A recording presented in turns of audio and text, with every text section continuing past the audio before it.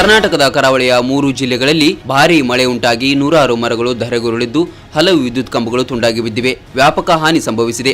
ಮಂಗಳೂರಿನಲ್ಲಿ ಸೋಮವಾರ ರಾತ್ರಿಯಿಂದ ಭಾರೀ ಬಿರುಗಾಳಿಯೊಂದಿಗೆ ಕುಂಭದ್ರೋಣ ಮಳೆ ಸುರಿಯುತ್ತಿದ್ದು ಮಂಗಳೂರಿನ ರಾಷ್ಟ್ರೀಯ ಹೆದ್ದಾರಿ 66ರಲ್ಲಿ ನೀರು ನಿಂತು ಭಾರೀ ಟ್ರಾಫಿಕ್ ಜಾಮ್ ಉಂಟಾಗಿದೆ. ಪಣಂಬೂರಿನಲ್ಲಿ ರಸ್ತೆ ನದಿಯಂತಾಗಿದ್ದು 2 ಗಂಟೆಗೂ ಹೆಚ್ಚು ಕಾಲ ಟ್ರಾಫಿಕ್ ಜಾಮ್ ಉಂಟಾಗಿತ್ತು. ವಾಹನ ಸವಾರರು ಸಂಚಾರ ಸಾಧ್ಯವಾಗದೆ ಪರದಾಡಿದ್ದಾರೆ.